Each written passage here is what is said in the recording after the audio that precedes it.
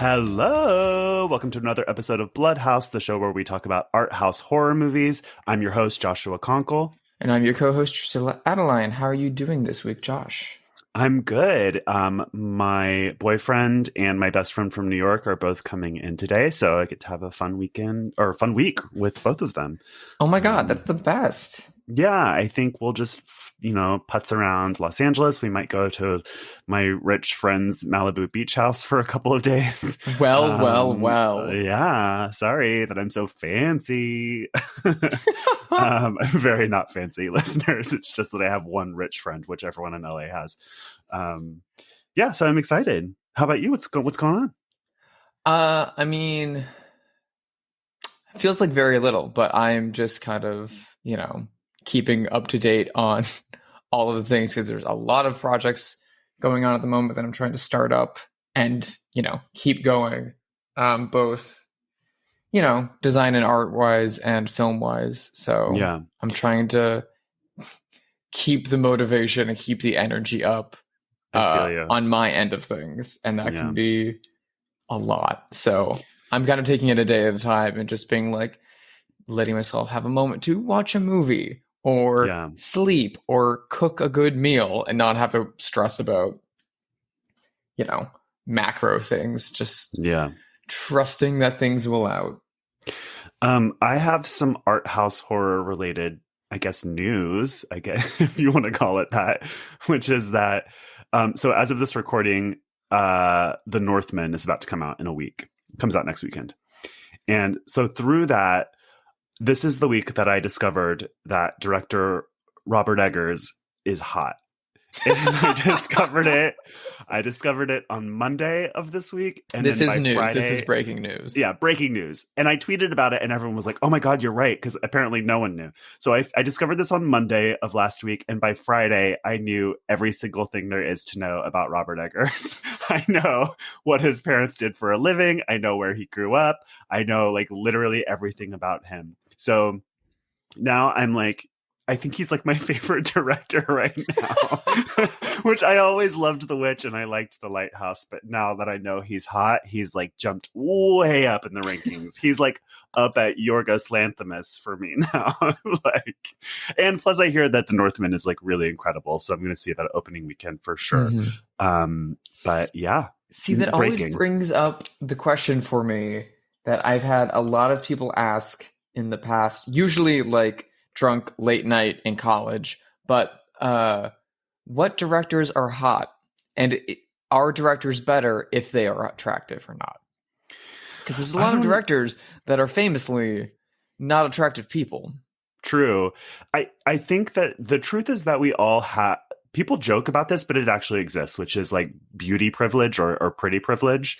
And so you can't remove that from the equation, because the truth is that almost all of us like people more if they're attractive. And I hate that about myself, but it is true. So on that note, I will say Robert Eggers is really hot. Britt Marling, that director, is really beautiful. Sofia Coppola. One wonders what the lives of some of these people would be like if they were really ugly. Sofia Coppola was born a Coppola, so maybe she. But you have a good example of someone who was born a Coppola and became a film director and was not as attractive. And look at their career, Roman Coppola. Oh, you're right. Yeah. No shade to Roman Coppola, but he's no Sophia. Yeah. But take Britt Marling, for example. I actually like Britt Marling, so this isn't me coming down on her, but she's somebody who, I don't know her biography. I assume she's not Coppola wealthy or connected. I wonder if she could have had the same career as a young person had she not been an exceptionally beautiful young blonde woman. You know what I mean? Because there is a thing where the industry likes to coalesce around an artist's narrative. And so it's it absolutely has to do with their work, but it's also everyone in Hollywood's ooh, this woman is 25 and really talented and makes these cool movies. And it doesn't hurt that she's also an exceptionally beautiful young blonde woman. I don't know. I don't know. I just find it very interesting because a lot of the great directors that we heave up on pedestals, you look at and you're meh. Right. Like a lot of the like I don't know, like Cronenberg's hot, but in like a nerdy way. I think David Lynch was hot, and David his Lynch hair is hot. like, yeah, his hair is goals. I think the entire world and anyone who's on Twitter who saw him at his long hair, long beard phase of lockdown during his weather reports can all agree that David Lynch is very hot to this day. I don't know. I don't think Brian De Palma is very hot, but I fucking love his movies, man. But I love his movies too. I'm trying to think of like I would directors. pay to not have sex with Brian De Palma. I'm trying to think of directors who are like my age or younger, like who came out in the 2000s who like aren't hot. But auteur, I mean, unless someone's an auteur, you probably don't know what they look like. I guess Ari Aster he's not ugly, but he's not a hot person. He's not cute. Yeah. But I mean, like, I feel like I'm being Argento sexist. always looked sickly. Argento always looked like ill, and I think it's because he always was kind of sickly. He always was. I mean, everyone in the 70s like smoked so much, and you know what I mean, drank so much, and yeah. Oh my god! Speaking of Dario Argento, did you know that he's starring in the upcoming Gaspar Noé film? Yes. Vortex? Apparently, he's very good in it. Like the festival chatter is that he's like really amazing in it. Yeah. Well, maybe he can have this late in life career change because clearly his directorial efforts in the past 20 years have kind of fallen off. Yeah, it's true. Sadly enough. I feel like I was really sexist when I was talking about Brit Marling, and I apologize. I didn't mean to be. I just get mad at people who are beautiful because I'm not, and I just feel like insanely jealous sometimes. It's like I was watching Drag Race maybe a couple seasons ago, and there was a queen whose name I won't mention who was absolutely talentless but was really hot outside of drag, and I claimed that they were only on the show because they were a hot boy, and people in the room got mad at me, and I was like, who do you think cast this show? Do you know what I mean? Who do you think the audience of this show is? And so I don't know, sometimes I feel, and especially in LA where everything is so looks based, I often feel like it is a huge advantage to be beautiful. Yeah, that's all. It really is. Yeah. Even if, including people who do not work on camera. So writers' rooms. I mean, I'm sure both of us can name writers who don't have a speck of talent who are constantly staffed because they're super hot. You know, like I think is pervasive. And that can be the paranoia of the latter half of your life is you realize, are you getting writer's jobs because you're hot and cute, or are you getting writer's jobs because you're talented, Josh? This is the question to ask. Not me. I'll never be given the advantage of giving a writer's job because I'm so hot, quote unquote. I'm just. You are downplaying yourself, sir. Oh, thank you. Have you watched anything cool this week? You know what? I have actually. I'm surprised. You always have. You watch a movie a day, so something must. I do. I was about to say I didn't watch a movie yesterday. Then I realized I watched a movie so bad yesterday that I wanted to forget it. No.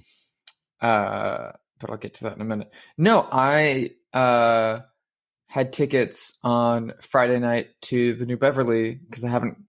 So, story time. I have not been to the new Beverly alone in a few months because of a really unfortunate incident that happened in January or February. I know what you're talking about. That was just really gross and really transphobic and made me really, really, really uncomfortable. And I kind of had a really bad panic attack. And then I wasn't comfortable going back there for a while, which is really, really painful because that's like my favorite place in Los Angeles.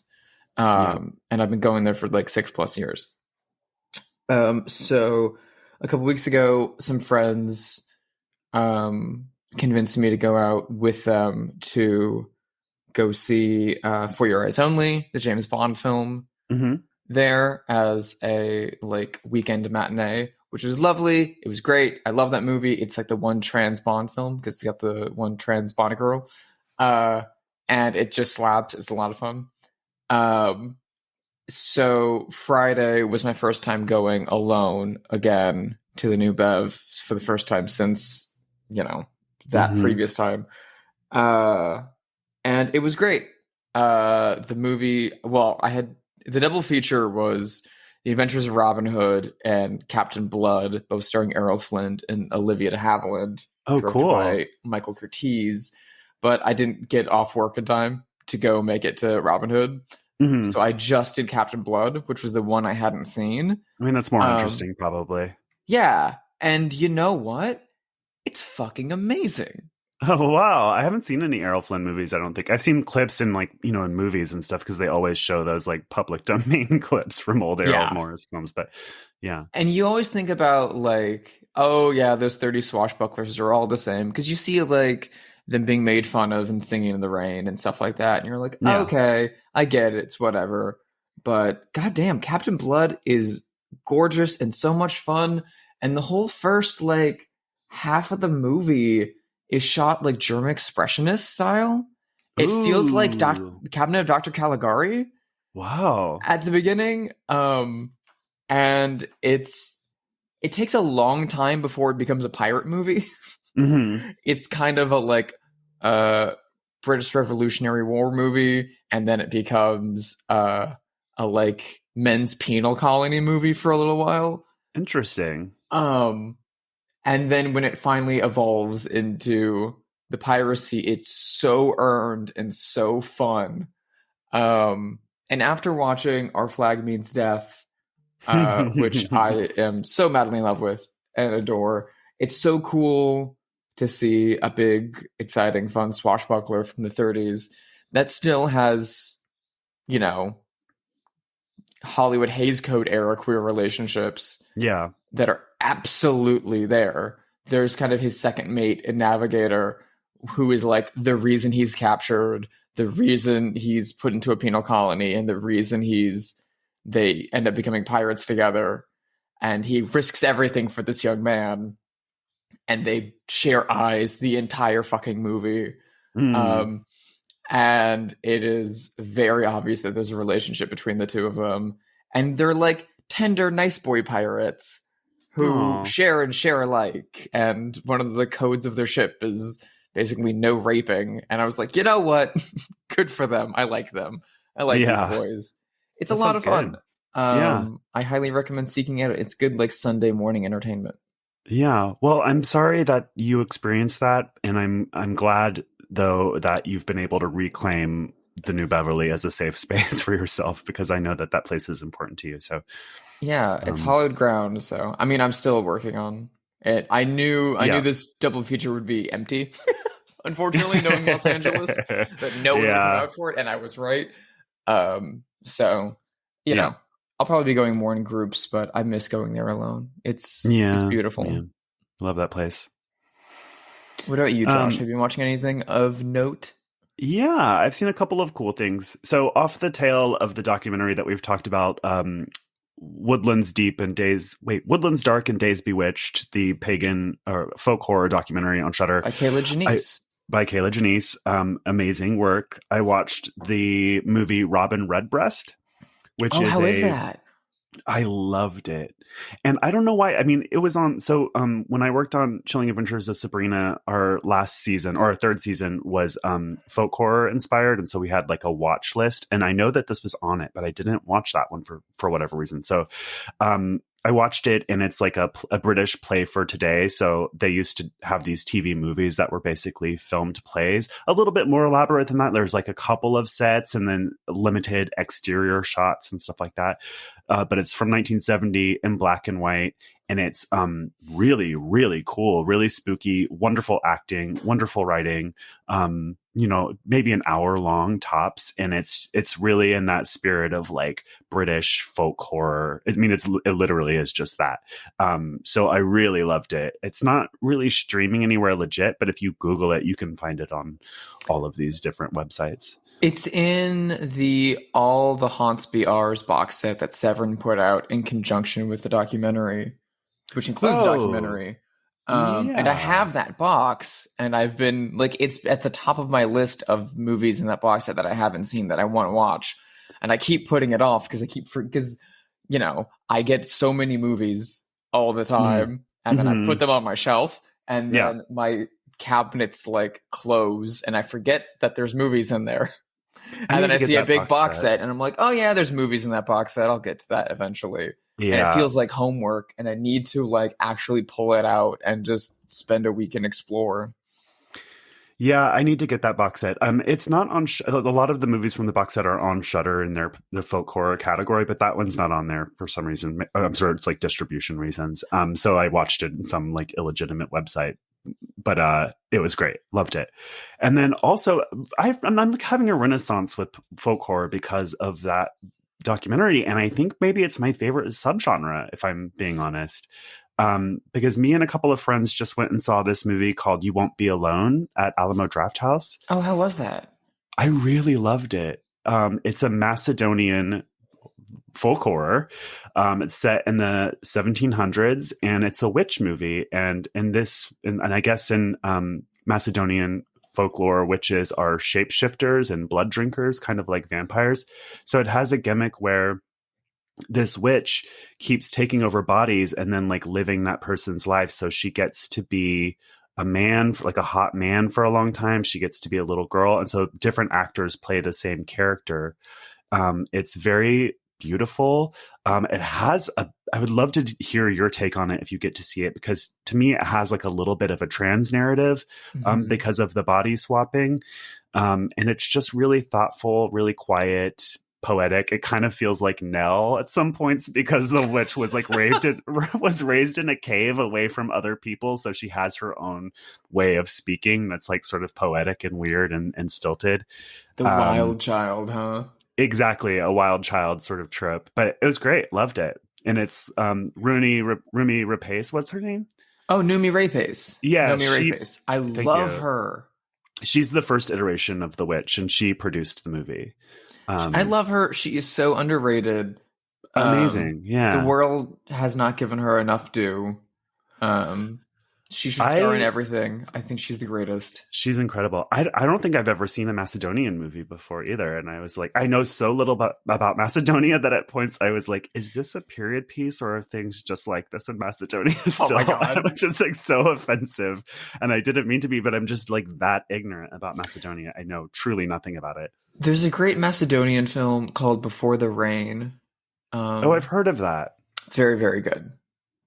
It's from like the early 2000s, so maybe the late 90s. It's definitely worth seeking out. There's great, great, great cinema from, surprise, surprise, surprise, all over the world. Yes. A lot of it just doesn't get distributed here.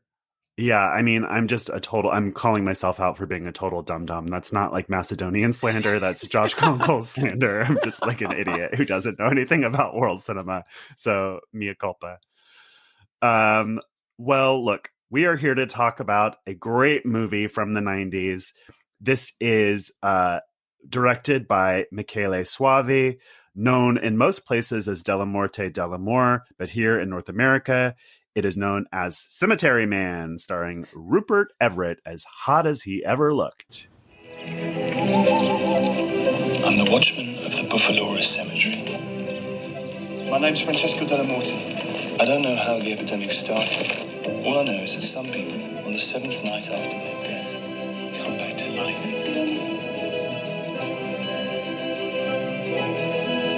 Is it true what they say? That the dead come back to life here at night? With your consent, I'd like to marry Nagy. Not as long, dear, as I've got a breath in my body.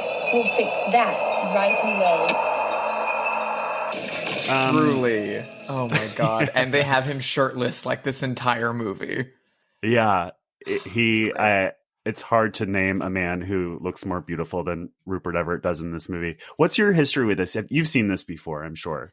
Yes. So I have a very odd history with this movie, but it does really kind of follow my history with horror in general. So when I was a freshman in high school, I started getting interested in film like really, really, really seriously. And I fell down a rabbit hole of finding old Siskel and Ebert reviews on YouTube from the 90s. And then that somehow led me down, this is so shameful, the rabbit hole of Angry Video Game Nerd. If you're familiar with that Oh no. Early 2000s web presence. Basically a Midwestern guy who did video game reviews. He's kind of the reason that people like Nostalgia Critic exists, and all of those really awful like early 2010s online video essayists and things like that. Okay. He would do a Halloween series called Cinemassacre, in which he would talk about different horror movies every day for the month of October. He did this for years. And I would watch these all the time because I'm still a little too afraid to watch horror movies in full, but I wanted to learn about horror movies and see which ones were good and which ones I should see.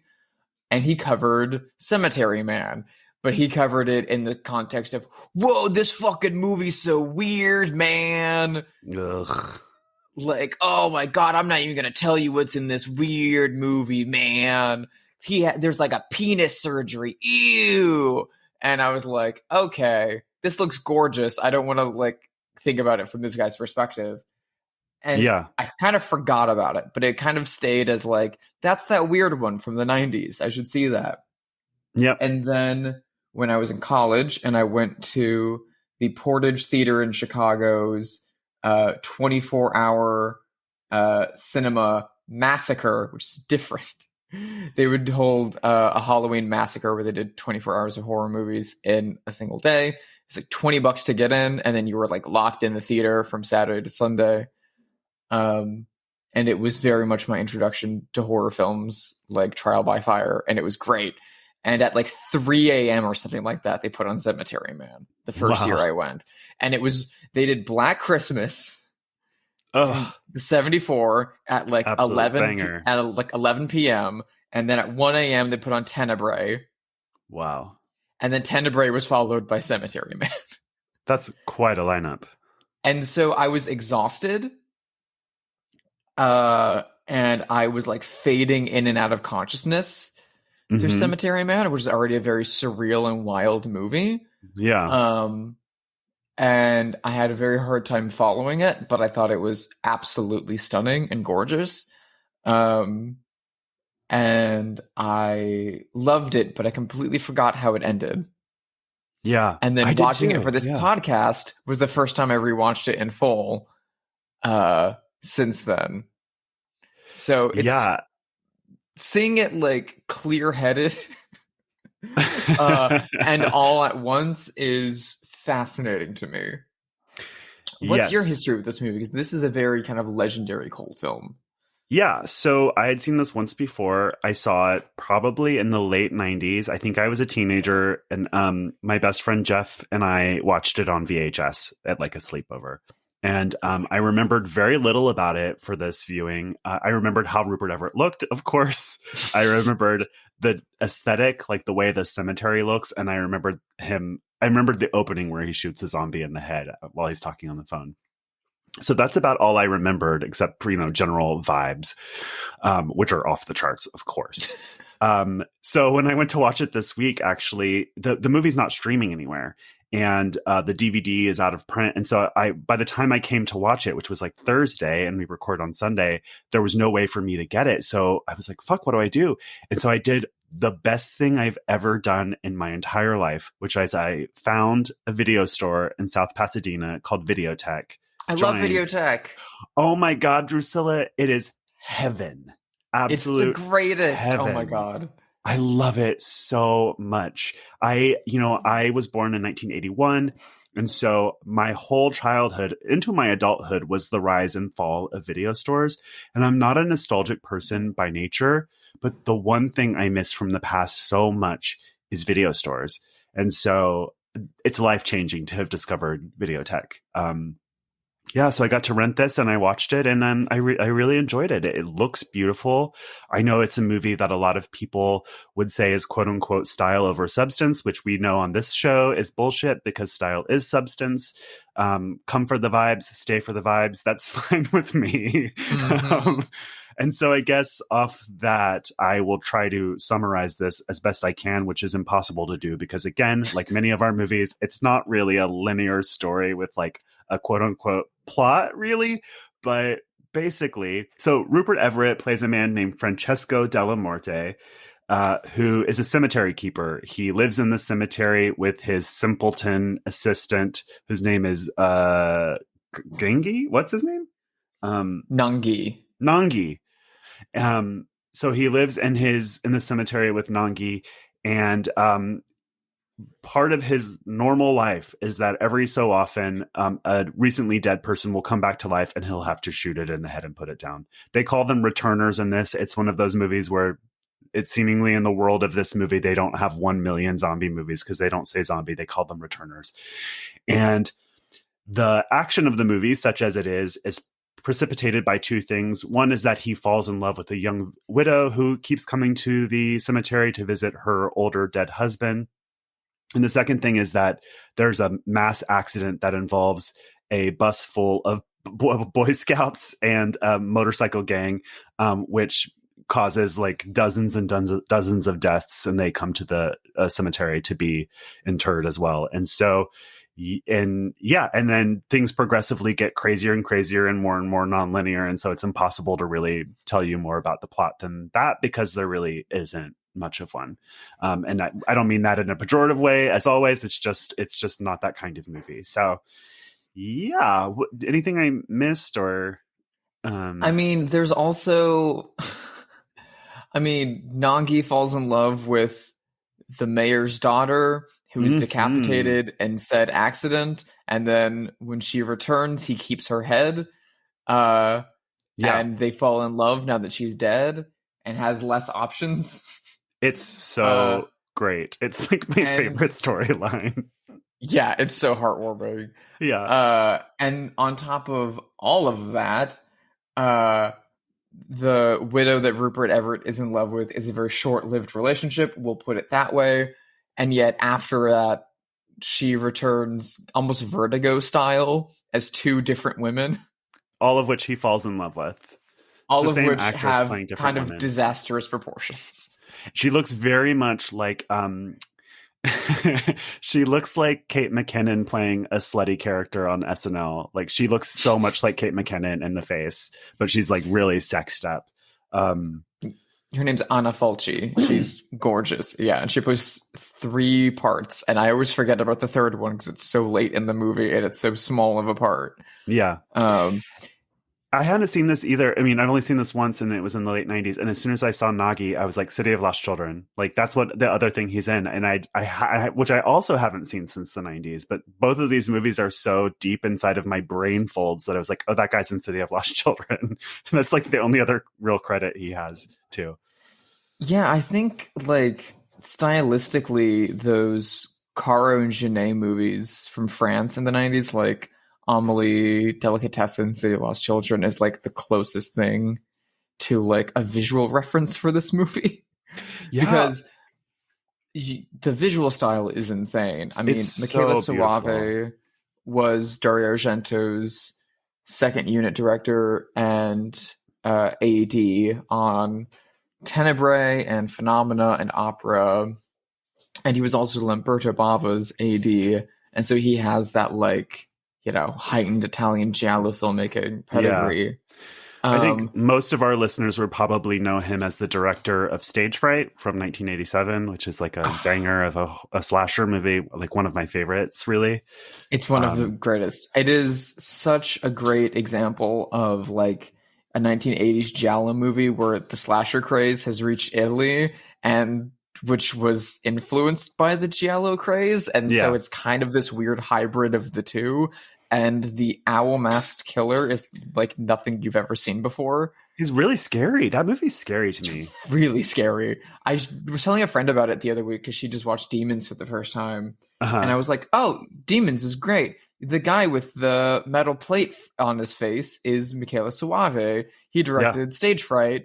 And I told her about it, and she's like, oh, that sounds like really hokey and fun. I was like, no.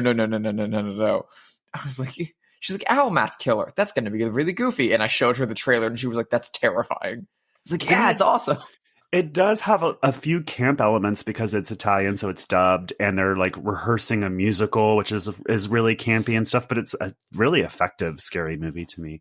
When you're talking about the aesthetic, I did think this is a much less sophisticated reference, but it does have some like Barry Sonnenfeld's Addams Family kind of stuff going on. I mean, it's all in a cemetery. It was filmed in a real sort of decrepit cemetery.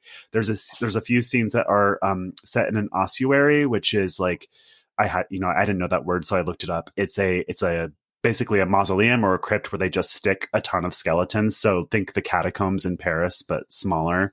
It's just where you stick random skeletons, and it was real, flooded with water. Yeah, and it's a my real God. ossuary, so all of those skeletons and skulls were real, which is so Oh messed God! up. Oh Isn't that my fucked God! up? Ooh. That's so fucked up, especially considering what happens in that room. Yeah. Yeah. So, I guess plot wise, Francesco has met this beautiful young widow. She keeps coming back to the cemetery to visit the husband, the grave of her much older husband, who at first he is mistaken as her father. And she's like, no, that was my husband. And so she's fascinated by the ossuary, and they go in there to make out. And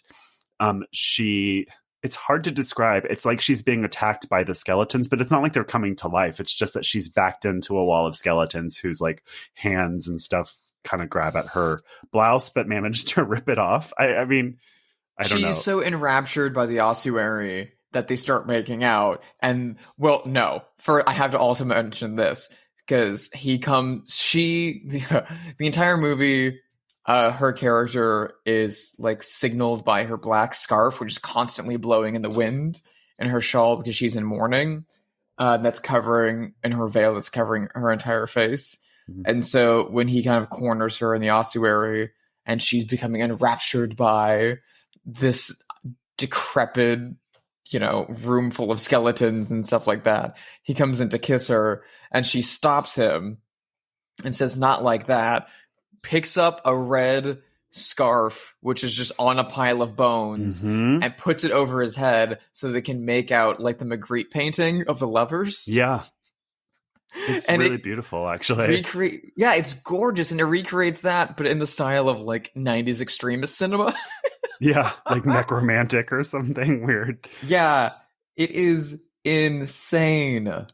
There's a beautiful scene, too, where they're making out on a grave, and there are all of these will-o'-the-wisps or like ghost lights that gather around them. They look like sort of like flying sperm, for lack of a better description. Yeah, and they kind of look gathered like around when you're them burning to watch marshmallows.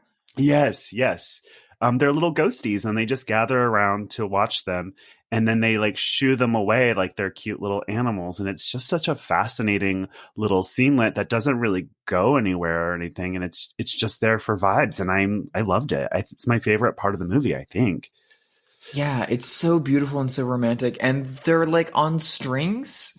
Yeah. Like all the effects in this movie are really, really well done. Like way ahead of their time. So gorgeous, so stylized. But then these little guys are on strings, and you can see the strings, and you can see in their movement that they're on strings, and it works, and it's so charming and cute.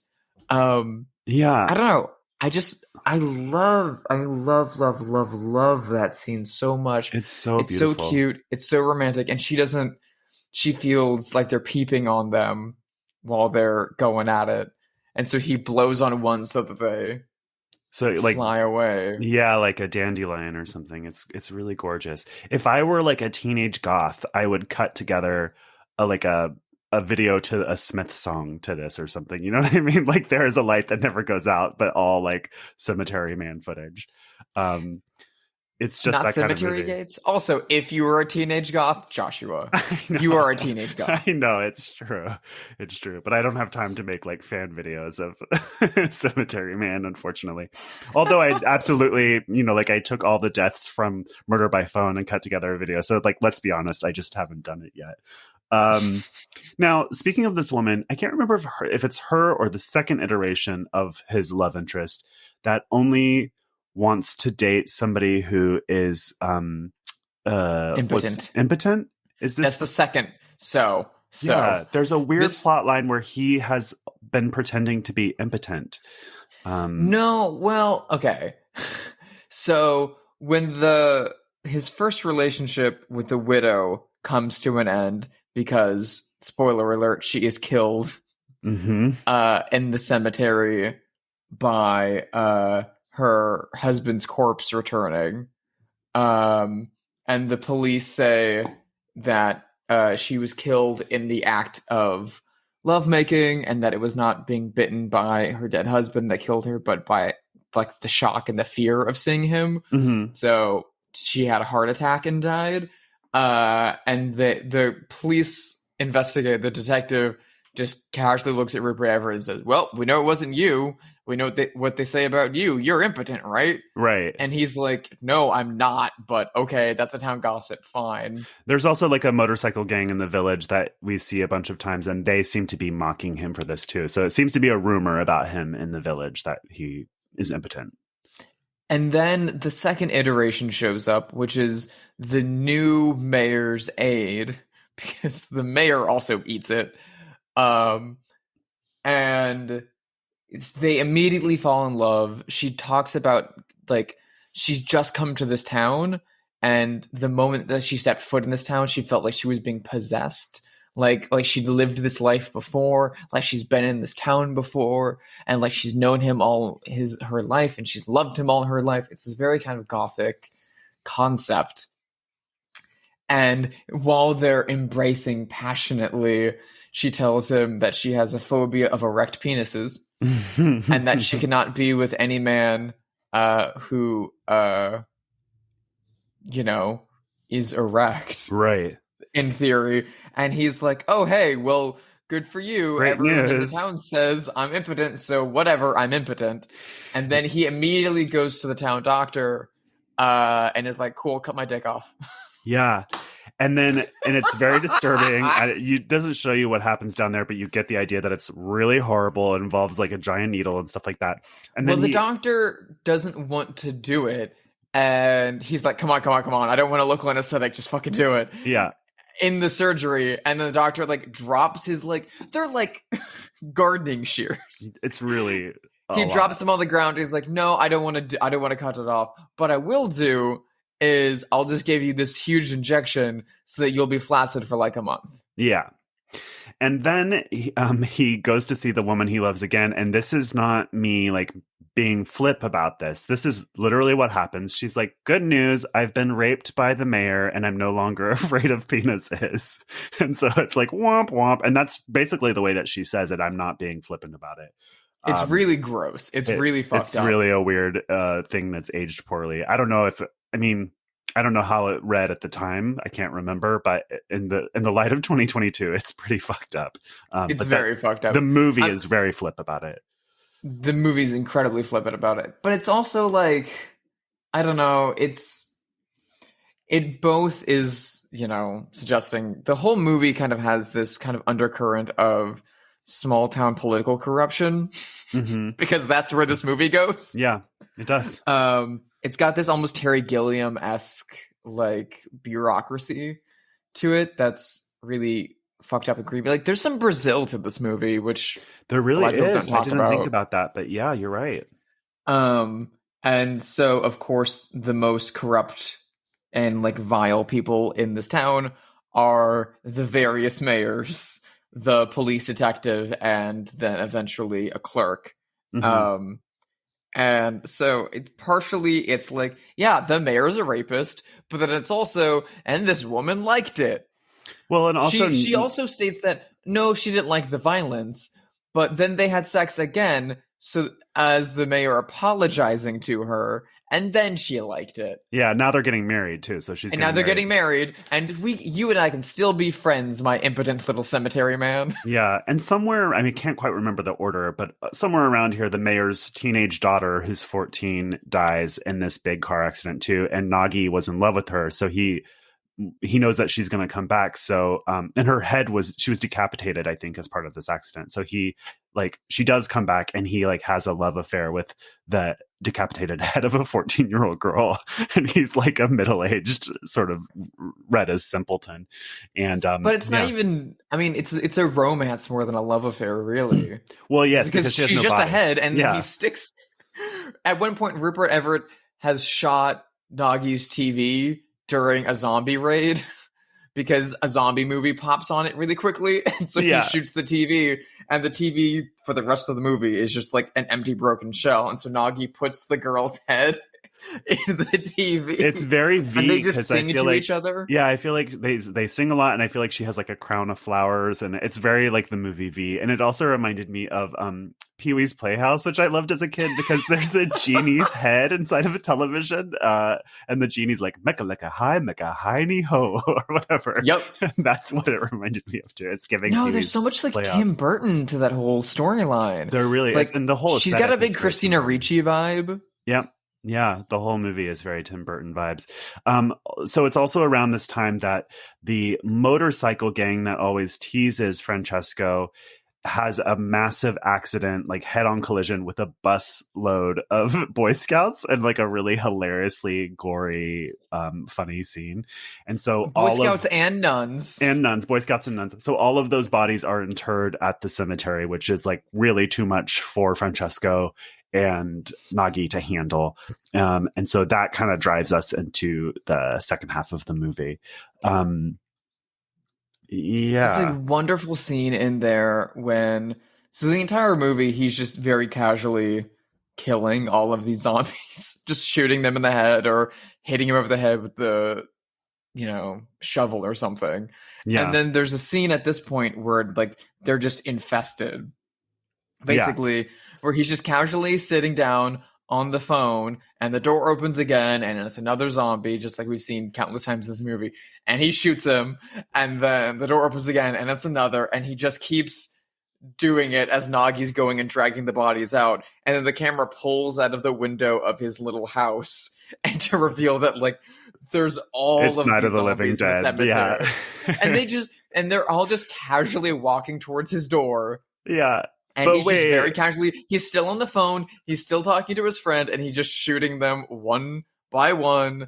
There's no panic, there's no anxiety. But before then, though, we have a mass funeral where everyone from town comes for these like 20 or 30 or 40 burials. And the burials like are so crazy. Like one of the kids from the motorcycle gang, I guess his parents have decided he's just like embalmed and sitting on a motorcycle, and that's how they've decided to bury him. And then the mayor's daughter is inside of a glass see-through coffin, which I think is so chic. And the Boy Scout choir the entire time is singing a song about how we shouldn't have gone to the Boy Scout picnic. Yeah. We all died at the Boy Scout picnic. It's so good. But yeah, so the cemetery is overrun by zombies. And then it kind of really goes off the rails. Like he starts committing murders in the village in his sleep. He meets a third iteration of this woman that's a college student / sex worker who tells him that she loves him, but then afterwards she's like, you have to pay me money now. And so he sets her and her roommates on fire and kills them. It just goes kind of wild after that. It has this crazy ending, which is the same. I don't know if we should spoil it or not, or if it's even spoilable. I don't think it's even spoilable. Yeah, so he and Nagi finally decide to leave town, and they drive to the edge of town, and then the world just drops off, and then you kind of like pan out and you discover that this whole world is inside of a snow globe, which is, of course, insane.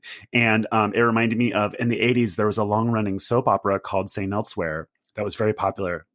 I was too young to watch it, but I know it just from legend because it has one of the most infamous series finales ever, which is that this very naturalistic, grounded sort of ER, it's about a hospital and the doctors who work there, soap opera ends with zooming out, and then suddenly you're watching an autistic child with a snow globe. And so it's implying that the entire 8 years of this soap opera you've been watching have been in the minds of an autistic child looking at a snow globe. And I was like, wow, this movie has the same ending as St. Elsewhere, which people really hated.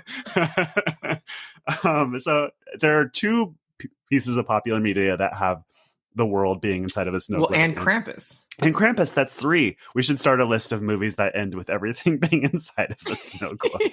That's 3. If you know any more, let us know. The snow globe thing is also the last second of the movie. It's the last possible thing. It's him and Nagi on the road literally falls off to nothing. Yeah. And Nagi's hit on the head, collapses, and he thinks that Nagi is dead. And then Nagi wakes up and is speaking eloquently for the first time. Yeah. And then Rupert Everett is reduced to just saying monosyllabic phrases. Oh, I And forgot then about that element. Yeah. and then there's like ash in the air this entire time, and then it like we cut and then they're just figurines and it pulls out and they're in a snow globe. And then as it's pulling out, the credits start rolling because even the movie's like, whatever, it's snow globe, it's over. Yeah. And that snow globe is one of the first shots in the movie, but very casually, and there's no other explanation other than that. Do you have a read on that at all, Drusilla? Because I truly do not, other than it's random. I really don't. This movie is, like we said, you come for the vibes, stay for the vibes. It's a lot of fun. Again, like if you like Delicatessen, if you like Peter Jackson's early movies, like Brain Dead, Dead Alive, it has a lot of those vibes to it. If you like looking at hot, shirtless Rupert Everett, it's got a lot of that going for it. But every single time that I try to think about it and break it down as to like, what's the deal with the phone book? What's the deal with him killing people? Yeah, What's there's the a deal lot with of death? really dry comedy and sort of goth ennui. Like Rupert Everett's character, you know, it opens and he's talking to his friend on the phone, and then there's a knock at the door, and he's like, hold on a second. And he goes to the door, and it's a zombie, and he just casually shoots the zombie in the head. And you get the idea that he's been here for a very long time, and that people returning from the dead are very commonplace to the point of being boring. He's very dissatisfied with his life. You know, he lives with this simpleton who he kind of abuses. He has one friend that he talks to on the phone, and for fun, he reads the phone book, and he gets really mad at Nagi at some point for like burning an old phone book. And he's like, you don't burn the old ones. We can still read them. Like it's one of classics. his only, it's like one of his only hobbies is reading the phone book.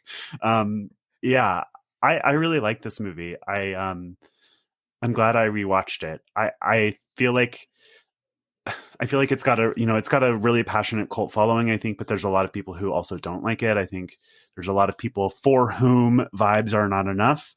This is not the movie, but for me, vibes are enough. and I really liked it. Vibes are definitely enough for me. There's a lot in here. If it doesn't all add up, there's a lot of allusions to Magritte and to Hitchcock and to like, you know, wonderful, beautiful high art. But it's based on a novel by the author of the Dylan Dog comics. Yes. So, well, I think it's reversed. No, isn't Dylan Dog off the tail of this movie? Because the character Dylan Dog came out in the 80s. Well, at some point, the character Dylan Dog becomes modeled after Rupert Everett. Like Dylan Dog was always modeled after Rupert Everett. Oh, I see. So Rupert Everett's insanely popular in Italy because of Dylan Dog. So that's part of the stew of all this too. Dylan Dog was a long-running comic book for like 30 years. It was the most popular comic book in Italy. And it got a movie with Brandon Routh in the U.S. like 10 years ago or something. Yes, which I had no recollection of until I was doing research for this episode. No memory of it whatsoever. One of my friends in high school saw it and loved it and was always trying to get me to see it. And I was like, no, thanks. She was a big Twilight fan, so I can see why. I see. I'm also a big Twilight fan, so I don't know.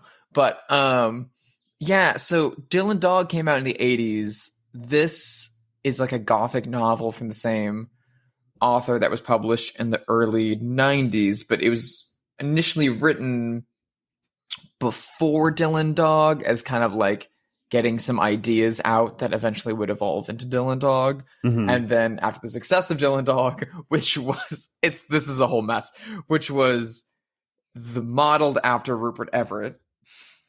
Mm-hmm. He then published the novel, and then Michele Suovi adapted the novel with a screenwriter.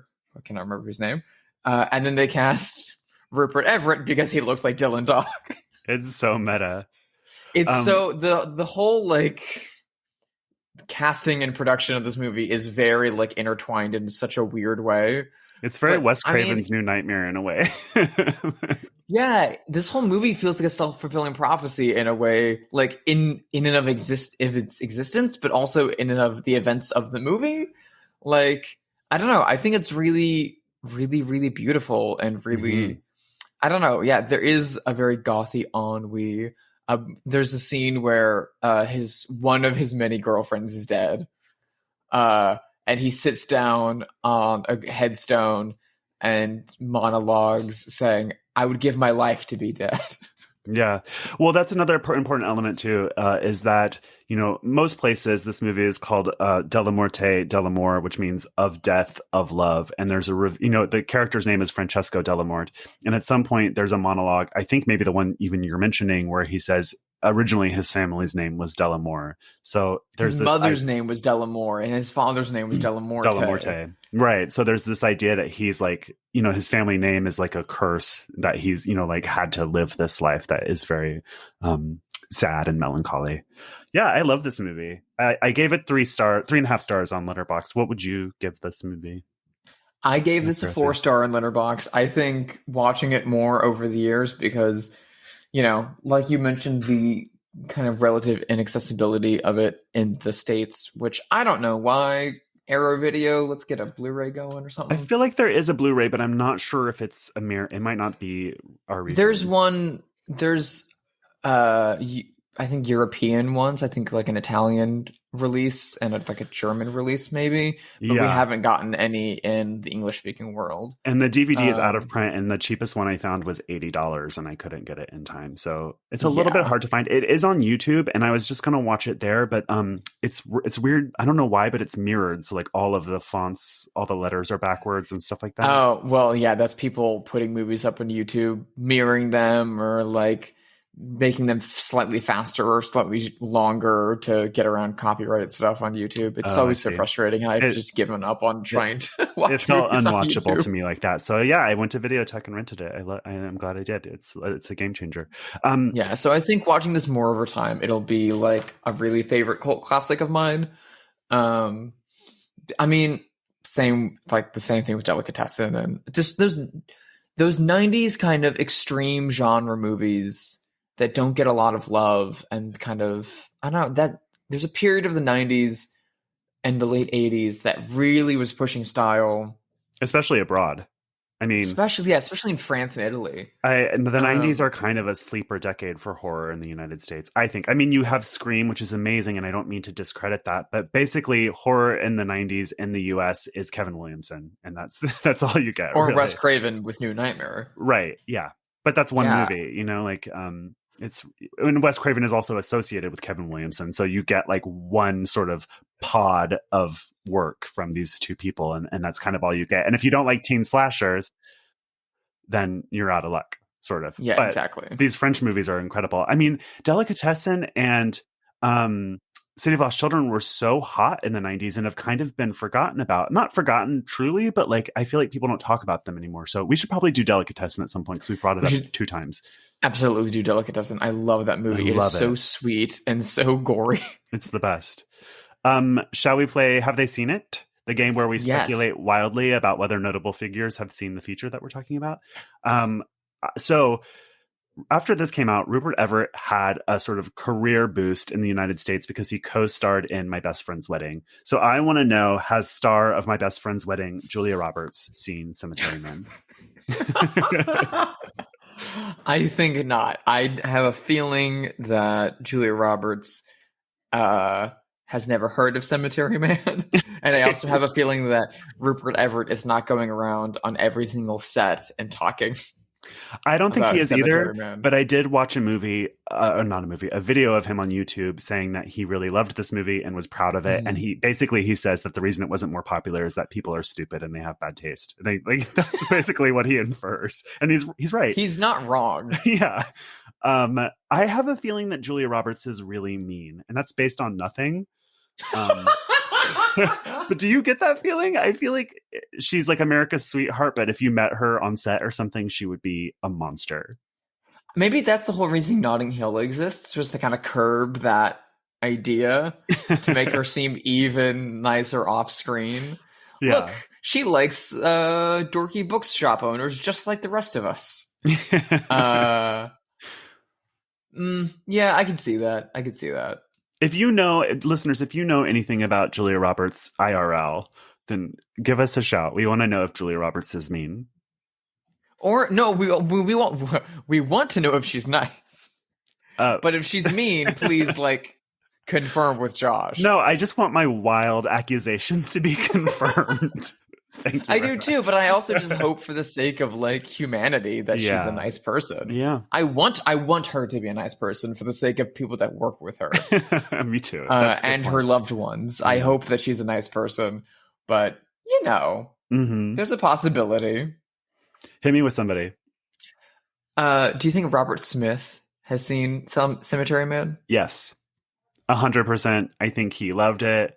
I think he's got the European Blu-ray, if such a thing exists or not. Yeah, I think Robert Smith loves this movie. If he hasn't seen it, he should. Robert Smith, I know that you listen. You should see Cemetery Man. Probably known in the UK as Dellamorte Dellamore. I'm not sure. Which is a better title. It's just a better title. It is. And this movie isn't, I mean, it's all in English. And people who are afraid of subtitles don't need to be afraid of this movie. So I don't know. I feel like the distributor's feeling was like, oh, that title will scare off Americans. The movie did very poorly in America anyway. So yeah. I always thought it was considered at least like a minor success here. Maybe on video. No, it grossed like $200,000 in the United States. Yikes. It's really bad. Yeah, really, really bad. They didn't know how to market it. I mean, if you look at the original US poster that October Films put out, they're just like, it's some schlocky movie. It's like, granted, it looks like a poster that I would do. But it's like, this really simple, like, pop art, like, half-toned, like, 3-color screen print kind of poster, which is, like, cool in retrospect, but it's not how you market an overly gorgeous, gothy, operatic horror film like this. That's how you market Grindhouse. Like, I have somebody else. So Rupert Everett in the 90s was famously palling around with pop legend Madonna. Do you think that Madonna has seen Cemetery Man, given that they were buddies in the 90s? Oh, Madonna has absolutely seen Cemetery Man. She refuses to call it Cemetery Man, and Madonna only calls it Dellamorte Dellamore. With her fake British accent. Yes. Oh my God. Did you see the TikTok of Madonna recently where she's just... No. Oh my God. It's playing one of her The last thing I ballads. saw of Madonna, I have to say, was her liking licorice pizza so much that she was sweeping floors. This TikTok was giving I'm sending a letter to Daddy from what's that movie? Whatever Happened to Baby Jane. Oh my God. She's had a lot of surgeries and no judgment. I plan to have a lot myself, but it's just her at her vanity in the dark listening to one of her own ballads and then her face getting closer and closer and closer to camera in this really harsh lighting. And it's so fucked up. But I love Madonna. She's one of my earliest loves in this godforsaken world, and I'm glad to know that she has seen and loved Cemetery Man. We have that in common. I'm certain she adores this movie. Okay, speaking of women that we love that were doing amazing things in 1994, and women that kind of own the 90s, but in a very different way. Mm-hmm. Do you think that Parker Posey has seen Cemetery Man? 100%. My gut immediately said yes. I think she's one of the people that really understands the sense of humor in this movie because she's got such a dry, understated sense of humor that's also bonkers at the same time. And I feel like she really plugged into this movie for that.